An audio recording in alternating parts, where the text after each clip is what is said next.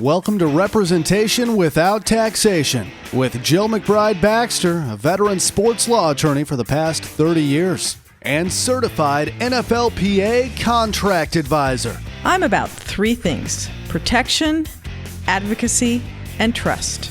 Not only is Jill an attorney, she's the daughter of a college football coach and the wife of a college football coach, and she knows all of the issues from all angles. This is Representation Without Taxation, a one-of-a-kind show featuring critically relevant material for contract employees in sports. Okay, this week on my podcast, I'm so excited to have Lionel and Tommy Hackett, and we're going to discuss really NFL interviews when people really from now until what? Well, so the draft, right, Lionel? Yes, until draft day. Constantly talking and interviewing players. And so Lionel, I'm going to let you introduce yourself, and then Tommy, I want you to introduce yourself, and then we'll just talk about NFL players and the draft and interviews. Okay, great. My name is Lionel Vital. I'm a longtime NFL football guy, and I say football guy loosely. I played for 3 years, and then I got into the front office, and I've been in the front office for 32 years. So total 35 years in the NFL from playing the scouting. I just retired 5 months ago from the Dallas Cowboys. Spent the last 6 years there, college director. I was in a bunch of places. I was in 7 different organizations. I was with Cleveland Browns, New England Patriots, Jets, Baltimore Ravens twice, Atlanta Falcons, Dallas Cowboys, and the list goes on and on and on. So in being with these organizations, I always said, Jill, that I want to go back and I want to be the guy. But I didn't want to retire. I'm like, I love this NFL thing. And then one day I woke up and I said, you're a chicken. You're a chicken because you're afraid to do what you truly want to do. Okay. You're being led, you're being guided by 3 letters, NFL. Step up and go do what you truly want to do. And I made the decision. I said, I'm going to do this. So I stepped out on faith and I said, I'm going to go work with the kids. And that's what I'm doing now. I speak to kids all over the country. I talk to different football teams. I'll go in there and I'll talk about what it takes to make it to the NFL, from college to the NFL, because all these kids want to get there, but don't know how. Some do, but most of them don't. They don't know the road that they're traveling. And I've been there, so I try to help them with that. Secondly, what I do is I work with them on draft preparation. Guys going to interview with general managers, head coach, and scouts and owners. So I go and I'll talk with the guy. I'll prep him on what questions are going to be, how to conduct yourself from handshake to eye contact to knowing every person in the room and all the questions that could be asked. I've asked a lot of questions over my career, as I said, over 32 years of asking questions. And I know the league. I know most of the teams and their front offices, so I can help kids from that standpoint in identifying how to ask questions. Because when you go on an interview, you have to ask questions too. So everybody thinks, well, you're going on an interview, you're going to be asked questions. You got to ask questions. So I can help those kids with that. And I mentor kids around the country, high school and colleges. I mentor families on decisions that they're making. So yeah, Jill, a lot of things there, a lot in my hat, a lot in my things I have my hands on, but I'm loving it. Well, that's good. Okay, so Tommy, why don't you introduce yourself before you have to take your dog to the vet? Yes, I do apologize. My name's Tom Hackett, and unlike Lionel, I've spent all of 4 months in the NFL. I did not last very long. That's okay. I was better known for my college career here at the University of Utah, where I punted, and now I'm intrigued with the agency space. So I'm flirting with the idea of maybe helping Jill in some way, shape, or form, or just getting to know the space a little better before I make any decisions. So that's who I am. Okay. So Lionel, when it comes to the questions, because, I'm around college players all the time and I listen to them and I'm just baffled how much they really don't understand the process and how important how they communicate with teams is. They think that it's, sometimes they even think, oh, this is what I don't like, honestly, because even though I'm an agent, the agent is going to get me where I need to go. Not so fast. I mean, it's your film, right? Like, how much is your film? How much is your interview? And then how much is the pro day? It's all three. It's all three. Okay. But the most important thing for you is what you put on tape. What you put on tape is what's going to help you make that football team and help you stay in the National Football League. The interview process can enhance you. It can get you up around. It can drop you around or two. You can help yourself by how you interview. Okay. And the third part is you said I missed that third just part. like the combine, what I call the combine. Yeah. The reason we always understand the track events sometimes. They just drive me crazy. We've always said about the combine, that's why I couldn't bring up the third one. That's how important it is. You don't hurt yourself at the combine. You only help yourself at the combine. So if you go to the combine and run a bad time, you could always make that up at your workout, okay? But if you run fast at the combine, you've helped yourself, and that's going to stick. That's going to be in everybody's records.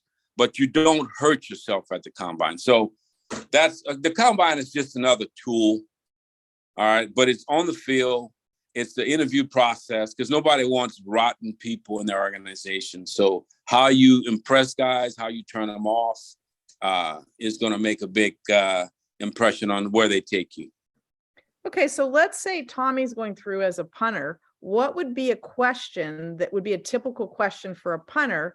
And let's pick some other kinds of, positions also. But like with the punter, what would be a typical question that you would ask if you were a team? I'd just ask him. I'd try to get in Tommy's head and say, Tommy, tell me what makes an ideal punter? Give me two traits from your perspective, because I want to see how he thinks. Okay, and then he'll say, well, I got to be calm and cool. Well, I've got to have a strong leg. He's going to give me those, right? Well, I'd want to hear what he's got to say first. And I would make those notations. Then I would ask him the questions that I have, which would be something like, okay, give me a moment where you were your most pressured situation and how did you handle it on the field? Okay. Because I want to get in his head and see. You learn more about people when they're on the stress. So I would want him to explain his stress to me. It's the most high-level stress moment. And that would tell me so much about it. I'd want to know that. And I'd want to know what, give me three things a punter's got to do well. I want to know how much he knows about punting. Gotcha. Okay. So now let's pick another position. What about the quarterback position? I think that's such a key position on the field from a leadership role. What would be a question that you would ask a quarterback? I would want to know about leadership. I mean, if you got a quarterback who's not a leader, that's tough because now you got to get that leadership from somewhere else. You want to have leadership on the football field. Your coach leads from the sideline, but he's not on that field. Okay. Right. So you hope your quarterback has leadership. Now, quarterbacks lead in different ways. You don't have to be the most vocal quarterback in the world, but if you lead by example, if you lead when you have to lead, like say, I've known quiet quarterbacks get in a huddle and just take over. Okay, but off the field they're quiet. They're maybe locker room. They're not a big vocal guy, but when you get in that huddle, it's your house. you take over it. And if you don't like what's going on, you kick them out of that huddle. And you got to really be stern with everybody, including the coach, when you're in that huddle. You got to be in charge because everybody is depending on you. The whole franchise is going through your hands every snap. So have you ever made a decision, and this is a hard one, like where you were convinced this kid really isn't a leader at the quarterback position? And I'll give you an example. I remember when Sam Darnold and Josh Rosen, and I think it was Baker Mayfield, they were all the 3 top quarterbacks that year. And one of the teams asked me the question, what do you think about these kids? And I made a comment, and I don't want to say who it was, but I said, I wouldn't take that kid. Okay. This one particular kid. And they ended up taking him. By the way, he didn't work out, but I was like, why? I mean, they flat out didn't listen. And I knew the kid. Yeah. Okay. Yeah. I knew the kid. Yeah. Right. Well, most of the time they don't work out because they're not a worker. A bad work ethic is a bad trait at the quarterback position. They're not a worker. That people don't follow them, don't want to be around them. They're not, people don't believe in them. You got to believe in your quarterback.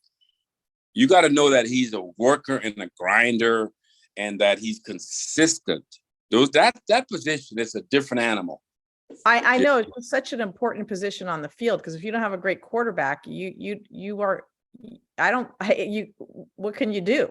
You know what I'm saying? If you don't have a great quarterback. Yeah, you're strapped. If you don't have a great quarterback, you're probably going to lose most of your games. Most of your games are won from the quarterback position, along with believe it or not, I always say the quarterback position and a good coach. You know, you got to have a good coach because he could screw up a good situation. And then you want a good defense, you know, and then you want pass protectors for that quarterback. And you could probably win most of your games. Because a lot of that stuff you can draw up. If you got protection for the quarterback and a good defense and a good coach, the rest of it you can draw up and win games. But that quarterback, boy, he covers. Look at the great quarterbacks in the league. Look how they cover up bad teams or average teams. They could take your team to another level just from their play. Right. So have you ever, what always confuses me though, when a kid gets picked, that I know if somebody did a little more research, they would find out that kid wasn't a good kid. What happens when you guys start to convince each other, or you get, like, you're in an interview and the kid says one thing, the coach says another thing, the strength coach says another. What do you do when that happens? In a lot of cases, we think with that, we think we could make a kid. I could fix him. I know the coach doesn't like him, but if we get him here, boy, we can fix him, because they fall in love with maybe some production. They fall in love with a particular skill, and it's get him here. We can do it. And it never fails. The kid will come there and it's the same song. He fails, you know, and he becomes who you are. Somebody said that best. And it's eventually who you are comes out, and it shows at the quarterback position, because you're always stressed, Jill. You're always under stress at that position. That is the one position in the league, in the game, that you're always under stress because the ball's in your hand every play. Right. Yeah. So I remember when we spoke last week, you said the one question that that a punter, the way the punter should answer a question is, what's the most important thing that you're going to do? And it was, make sure you catch the ball. Yeah.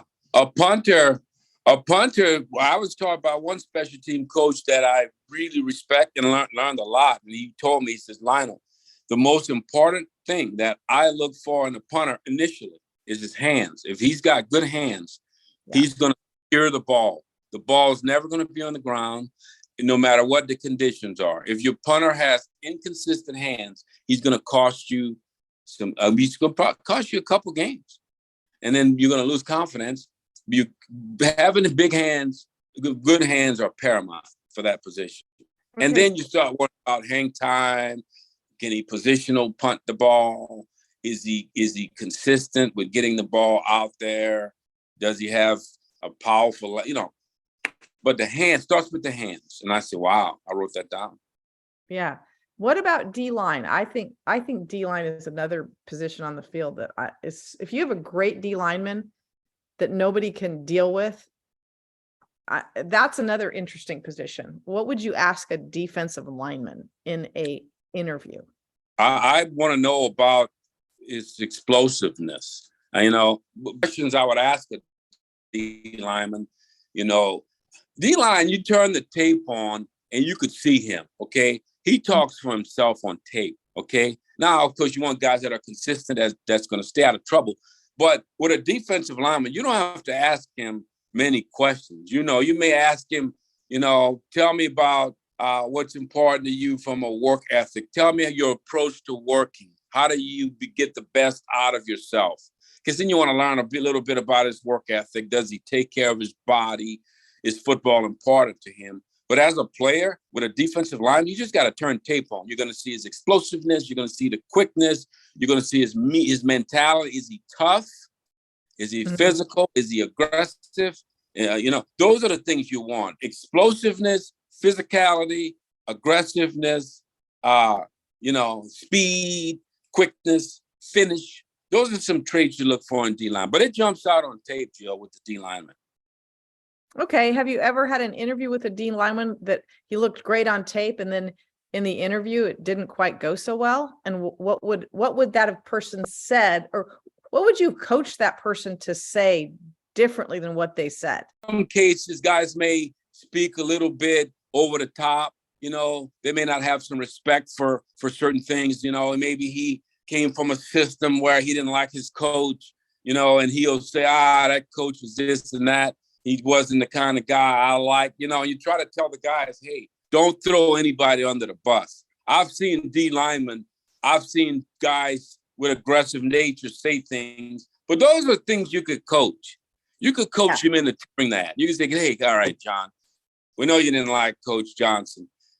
Let's not put that out there. That's unnecessary. But as far as a D lineman, there's not much they can say. You want aggressiveness. You want an aggressive nature. Those guys, more than anything, you got to talk them out of being aggressive every once in a while, which is a good problem. Some guys you have to talk into becoming aggressive. D lineman, you got to say, hey, that's why he's a D lineman. He's aggressive. But that's a good problem. Yeah. Okay. Yeah, I think I might have been I think I would have been a D lineman. You would have been, of course you would have. I know you would have been. Get to the quarterback. Yeah. We know you would have been on the defensive side of the ball because you want to take people's head off, coming from coaches, being raised by a coach your whole life. All you know is aggressiveness. I can see you guys at your house, just throwing dishes around, Oh, it's such a fun life, isn't it? I know. That's all you need. Hey, look, I always tell people, if that's all you know, that's what's going to come out. It's all I know. It is kind of funny. Okay. And people respect that. Respect that. We are who we are. I mean, we are. I still try. That's why I go to yoga and meditate, because that keeps me calm. There you go. There you go. So tell me a little bit about, I know you've been working with college teams. I know you are going to work with agents, with people that we sign. When you go in to do a presentation with a team, what exactly are you trying to get across to these young men? Now, it's different per team. Now, I'll ask the head coach, hey, what's the theme here? What do you guys need to get better at? Like some cases, coaches say, man, our guys, they just don't work hard. They got to pick it up. Or our guys, they're not coachable all the time. They think it's easy. So I'll learn the theme. The thing I try to tell players when I go to schools is it's not going to be easy because you're going against grown men. All right. And if you don't have every little detail together, It's going to be tough. And you got to be willing to learn. If you think you got it figured out, you're not going to make it. It's not going to work out. You're going to start behind and you're going to stay behind. The best way to get to your place, your destination, is try to learn, pick up some of those nuggets from people that have done it before, and your coaches. Learn from your coaches. Learn from teammates. I come in there and I try to tell them exactly what the NFL is looking for. I try to tell them they're looking for good people. They're looking for workers. They're looking for dependability. They're looking for guys that want to make it to the highest level, competitors. So those are some little things. And Jill, it sounds like, oh, it's all cliche. All that stuff counts. Every one of the descriptions I just laid out there. I'm giving that player the nuggets. Okay, it sounds like cliche, but it is real, because everything you talk about, from competitiveness, from being coachable, you can break it down. You can say, okay, I could hold a freaking a TED talk on those words, and just because they're major to you win, they're paramount to winning. Oh, I know. Plus, how about, so heart is like such a, to me, like, it's 4th and 1 and it's the 4th quarter and you got to stop that team, right? And there is a gut check there because you're tired by then, right?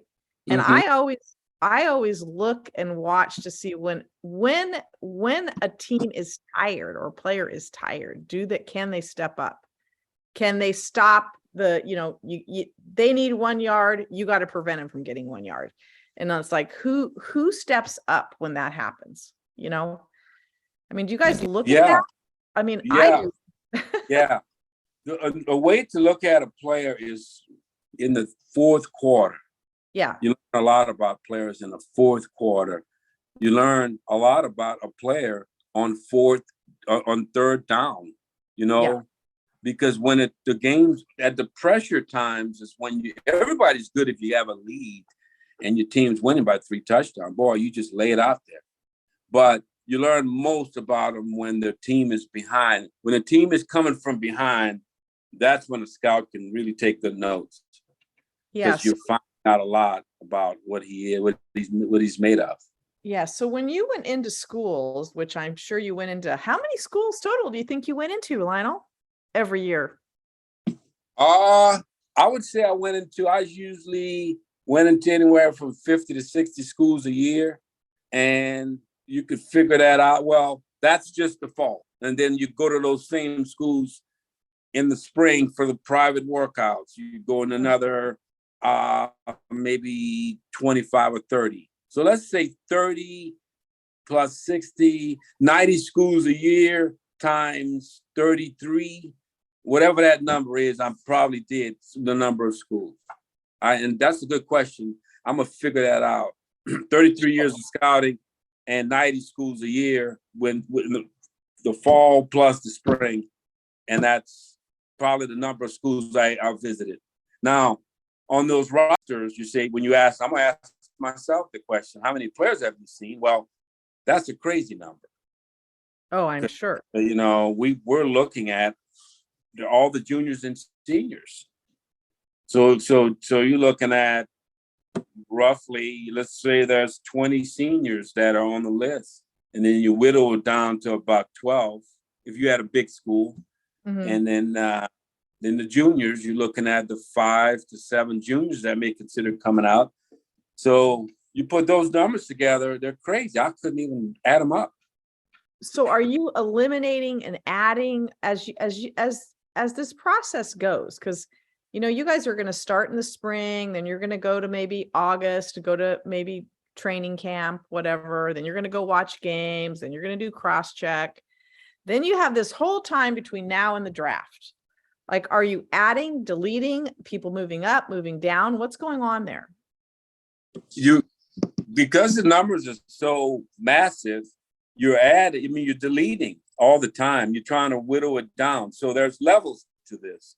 The upper management and the directors are going to watch the draft picks, and then the area scouts and the in-house guys are going to watch the lower picks and the priority free agents.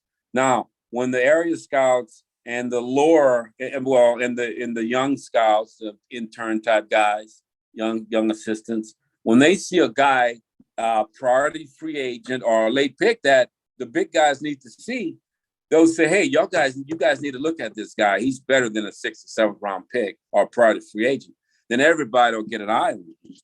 But yeah, you could not get any work done if you tried to watch all 20 guys that's on their list, or all 15 guys. That you couldn't get any work done. You try to whittle it down to about something manageable, 8 guys, 10 at the bigger schools, 10 guys. At each, you try to at the school is what you're saying. Yeah, at the big schools. Now, you may have 3 guys.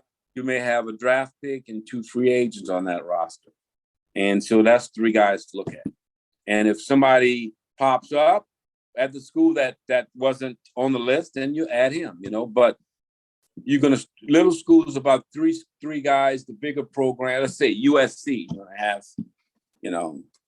you're looking at 15 guys, and you're going to whittle down to the top 8 that you want to draft or consider drafting.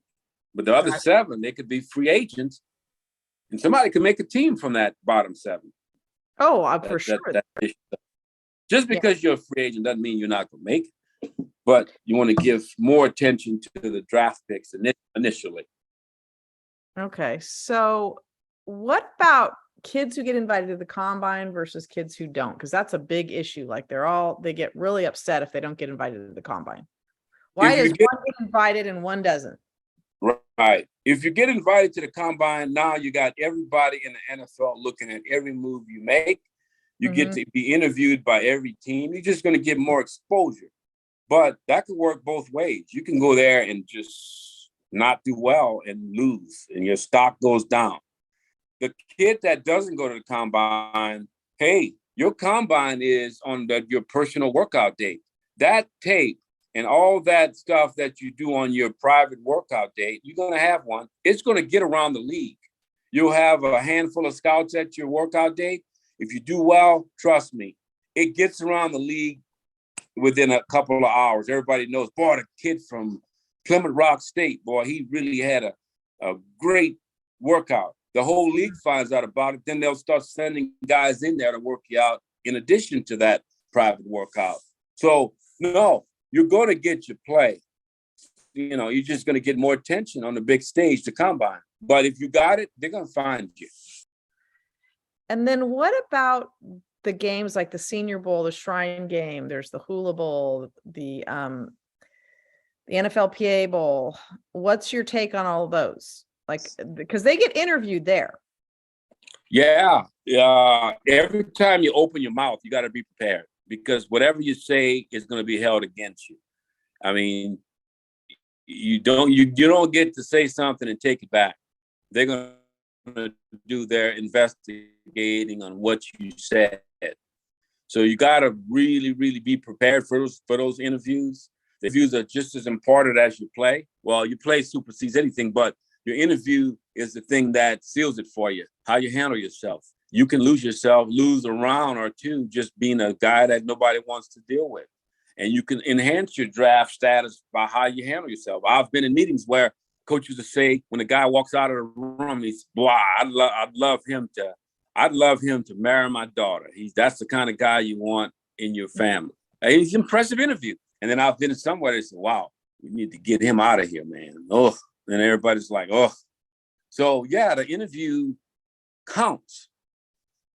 So what if you have a guy who really, let's say he's more of an introvert, not an extrovert, right? Shy.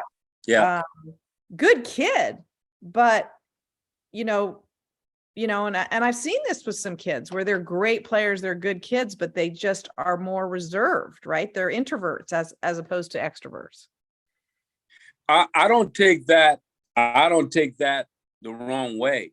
A lot of time the issue is the person who's interviewing them. If you can't pull it out of him, that's your fault. Okay? We've got to put people around that type of kid who can make them comfortable.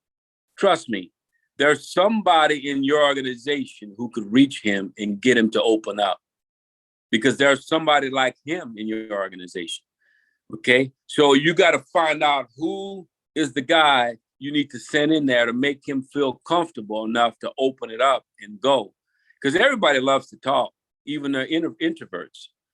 They love to talk, but they're only going to talk to people they trust. Okay. We're just naturally, we're human beings. We love to talk.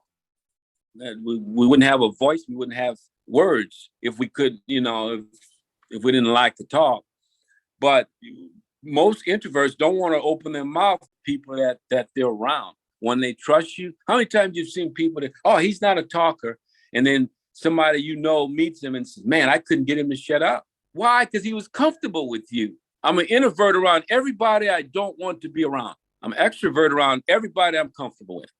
Some people just love to talk. They'll talk around everybody and get them in trouble.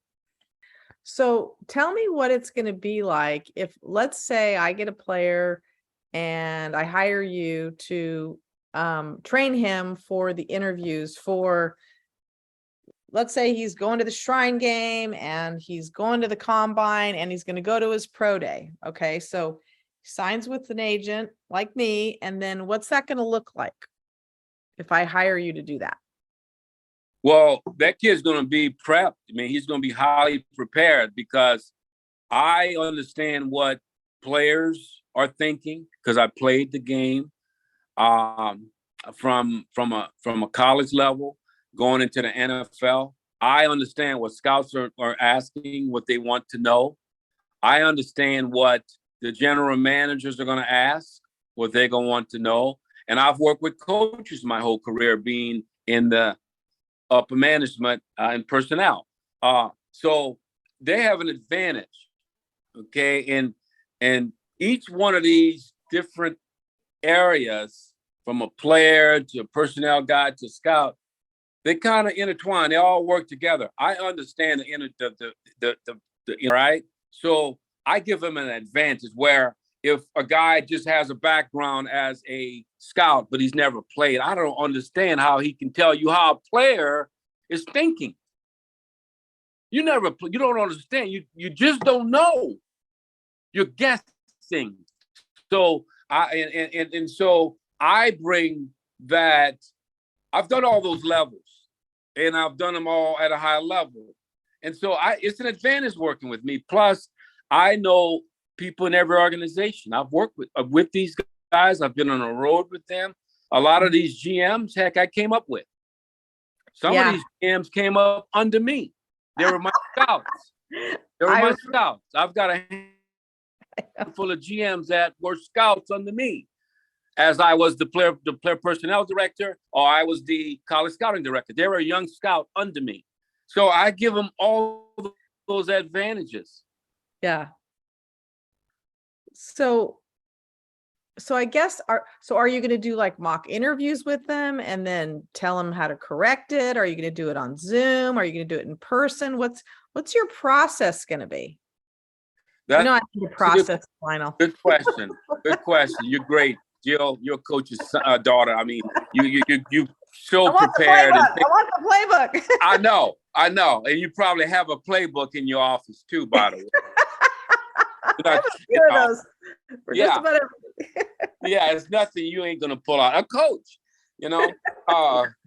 So what I'm gonna do, I'm gonna prep the guys. I'm gonna do Zoom for guys that want strictly a Zoom, and it's with thanks to COVID. Now we see Zoom. We put value in doing Zoom. Yeah. I'm gonna also be available to go to workout. Well, to prep a kid at his university. Okay, so I'll sit there with him. I can hit 4, 5, 6 guys there when I'm there. I'll do some one-on-ones. If guy just wants to talk on the phone, I'm available for that. I will do mock interviews and I'll go over all the questions. Everybody, Jill, every player has a different case. If you go to a doctor, you have a cold. This person has asthma. This person has heart problem. So there's no one size fit all in the interview process. So that's why it's so important to visit with every kid individually. You can't say, well, let's talk to the group, and that's how you're going to get the message to them. No, because everybody's got a different rap sheet. I have to go over everybody's rap sheet. And the best way to do it is to get individual with the player. Yeah. Everybody's plan is different. And I always say that. I don't care. I represented this guy, doesn't matter, because this guy's going to be completely different.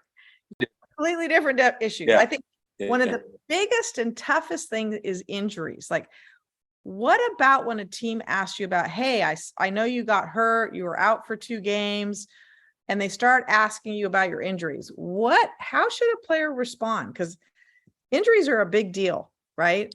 Injuries are a big deal, and teams will drop a player because of his injury habits, or because they deem him as not being physical, not being tough. It could cost a player some position in the draft, and we'll see him drop. I've seen it. We've seen it time and time again. And then the player has a great career. And I could name some, but I won't, because I don't want to incriminate anything on anyone or myself, by the way. But you could hold injuries against players. Oh man, he's always hurt. The injuries are real tricky, and it could go both ways. So what do you tell him to say? Do you tell him to be honest? Yeah, I had my junior year, I had a hamstring pull. My senior year, I had a high ankle sprain. I never know what to say to a player. Like, just be frank and honest about your injury, or don't say anything at all. I would be honest about everything that comes out of my mouth. Okay. When you're dealing with a scout or you're dealing with the front office or coach, always be extremely honest, because they're going to hold it against you. Sometimes they have the answers right there in their hand. If you're not being honest, you're going to cost yourself a draft position. Be honest, okay? And let them figure out how that with them, okay? Tell the truth, because you could have an injury, and it could be an injury that they didn't know of, but now they could fix it for you, okay? You'll make your money down the road. It's better to get fixed, and you may lose a little draft spot because you had an injury or whatever, than to go into a situation and get injured because you didn't say it. Now you're costing yourself a potential job. They may let you go. But if I know your problem coming in and I'm willing to fix it and work with you, then we're fine. But if I don't know it and you lied to me, I'm not going to be patient with you. Yeah. Okay. If it comes out, Joe, that you lie, you blatantly didn't tell the truth, then I'm up with you and I'm looking to unload you. I don't trust you anymore. Never compromise your integrity with anything when dealing with anything in life. That's the game I try to teach youngsters. Yeah, that's good. I think that's really good advice, because I think a lot of people, I don't know, it's just, they're so scared. They just want to play in the NFL. And I know, but Jill, if you got to compromise your values and and your integrity online to play, then it better work in a good direction, meaning you better be great and successful when you lied and got away with it.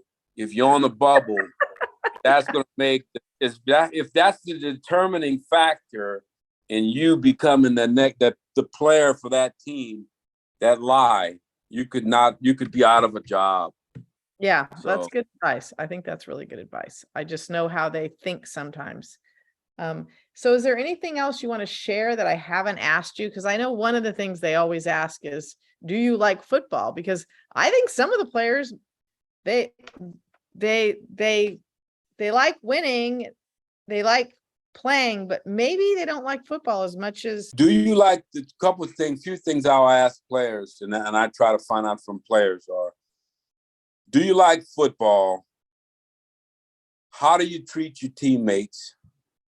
How do you treat people? How do you treat women? Those are important things, because if a player gets in trouble with a woman, domestic violence, he's out of fast. They'll put up with drugs, alcohol, being late for work, all those things. But if you do something with a woman, Disrespect a woman, you just about 1 foot out of the league, probably out of the league. So that's major. That's in an interview process. That's the first thing I'd want to know with each player that I'm involved with. Tell me about any dealings you've had with a female that's caused problems. We need to get it cleared up right now, you and I. But let's put it all out there. Let's start with that. Then I'll say anything else with the law. When we get women's situation right in the law, anything that you've done that's going to come up on your record, we need to talk about that first before we get into football. Because we'll get into football, but you won't get to football if you don't clean those things up. We got to get those things. That's how I start my process. Tell me anything with women, anything from your 8th grade on up. Wow. Tell me, we need to know, because it's going to come out. Because what happens when you get drafted, that girl that you hit in high school, all she has to do is get on social media and say, look what he did to my face. Everybody's going to jump on her team, not your team. She gets the following, not you. You're the enemy now. So get all that stuff out there on women first, and then anything with the law. Those are the first 2 things. And then we'll find out about, do you like football? Is football a good teammate? Does he love to win? Is he going to do extra? I get a litany of questions to ask that are important, but let's start with those 2. Women and the law. We got to clean that up first. And I said women first. So respect goes to women, opposite sex. It's pretty easy for me. See, I used to be a DA many, many years ago. Yeah. Oh, yeah. I've done. Believe me, I was a DA. I was a public defender. On the district. Huh? I was a DA. I was a public defender. I was worked at the National Victim Center. I've taught, and then I've always done the sports law. I've done all kinds of stuff. So it's pretty. They're pretty good at hiding things. Trust me. I never realized when I worked at the DA's office, I was like, oh my gosh, I had no idea there was this many people who did bad things. Yeah. Oh, it's really, really, it's like, oh man. A lot of folks get by with that by buying themselves, paying people off to get lost. But these football players don't have the money initially to pay anybody off. They gain their money after the draft. Well, yeah. So they almost have to cut their deals prior to the draft or right after the draft. So you need to, when I'm talking about with these people that they've harmed, some big bad football player, he's beating up some guy, he's crippled some guy, he's hit him and he's injured a guy for life. Somebody in that guy's family is going to show up on draft day. And that guy's his picture is going to be right there on draft day. Yeah. And so what people do, they'll get this deal out before the draft. Okay. So the next thing I want to ask you is how does somebody get a hold of you? Like any of my Sports Agent Academy students, if you're listening to this podcast or watching this podcast, Lionel's available to help you with your players. Are you only going to do football? Just out of curiosity. Well, football is my background. Football is my wheelhouse, but I'm going to work with all sports. This next fall, I'll be going to hockey. I'll be going to baseball teams, basketball teams, and just talking life lessons. Because a lot of these lessons that I learned doing the football thing, I'm going to share them with every sport. It transcends. So every sport, these are human beings. Okay. So I'm going to work with all the sports eventually, but my background is football. To reach me, LionelVitale.com is you can reach me at LionelVitale.com. That's a way to get me. Also, you can go to Lionel at LionelVitale.com. That's my Twitter. Get me. But if all else fails, just dial my number. Hit me up there. Lionel's phone number is 404-449-5541. Email is lvital, Vital, jr981 @gmail.com. Okay. So if you're one of my coaches that's coaching at one of these different colleges or one of my sports agent academy students, and you need somebody to come and talk to your players about the NFL and the preparation, Lionel is your guy, and he has tons of experience. So thanks so much for being on my show, Lionel. Thank you, Jill. I've enjoyed them. Over the years, we've always, run into each other, and you've done a great job in working with players. You've learned from the best. You know what it takes, and it's great. I get a chance to talk with you, and I look forward to doing things with you in the future. Yeah, me too. It was great talking to Lionel this week.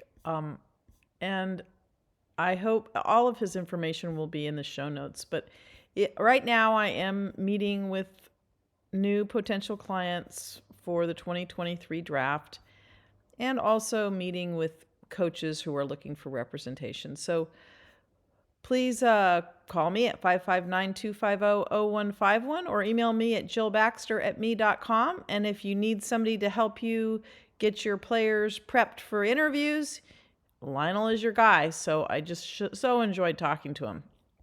Have a great week.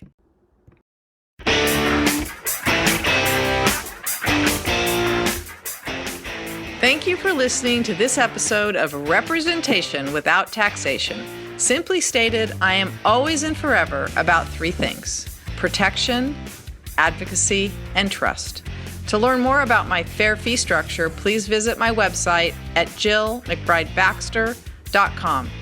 If what we were talking about strikes a nerve, please subscribe and definitely share it. Until next time, it doesn't matter what the plan is, as long as you have one.